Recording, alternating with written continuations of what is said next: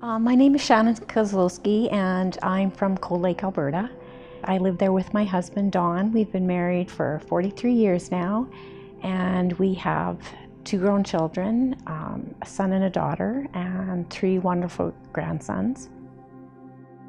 I had next to nothing for symptoms. I just had a little bit of spotting and I thought maybe I had a bladder infection, so I coincidentally had a doctor's appointment the next week and it turned out it wasn't a bladder infection. He called me back and he said, "This is not normal for someone your age," since I already was in menopause. And he said, "We're going to send you for an ultrasound." And right away at the ultrasound, they knew something was not right. He sent me to the gynecologist that we just recently got in Cold Lake, which is wonderful that we finally could get one. And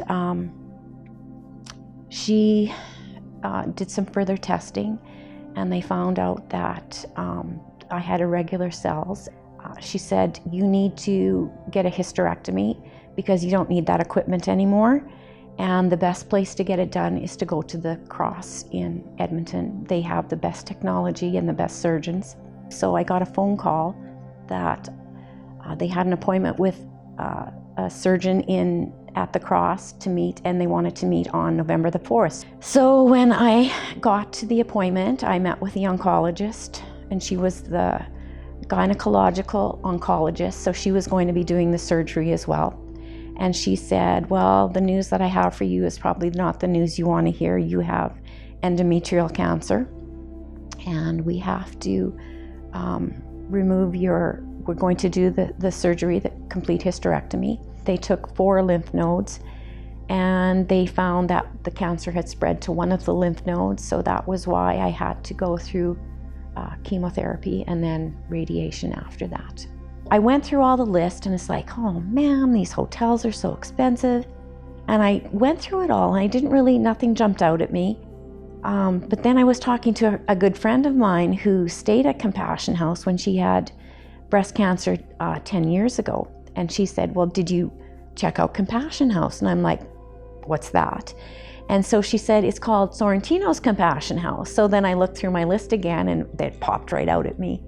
When I first got to Compassion House, you ring the doorbell and somebody comes to let you in. And it was like, okay, the security is great for number one. You can't just walk in off the street.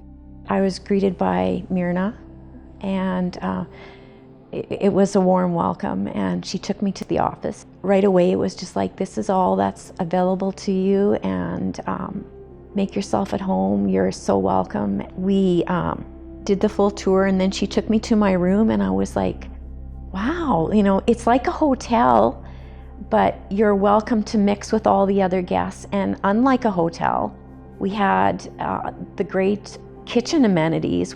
And so it was just like, wow, this is a treat to be here. So much available to you. And we had our own fridge space, our own freezer space, our own pantry space. It was such peace of mind for me knowing that I did not have to drive in Edmonton.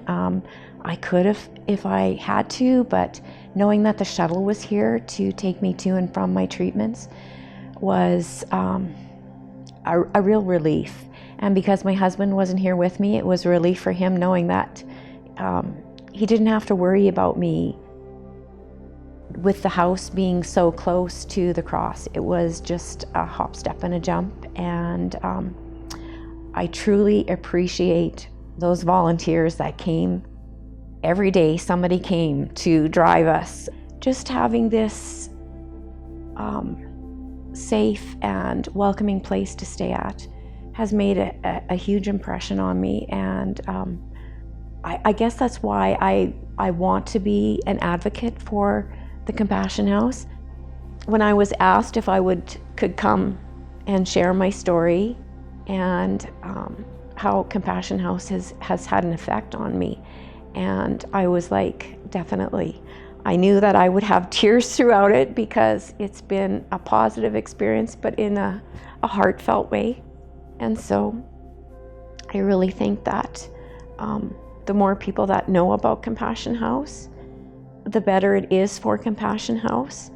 People really need to know what a great place it is for the women in their lives to come and be here.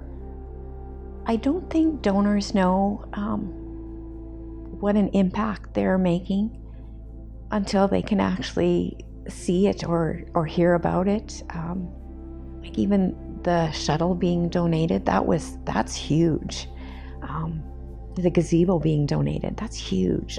I'm sure everybody has been impacted by cancer in some way or other. You know of somebody, even if it's not a family member, you know of somebody.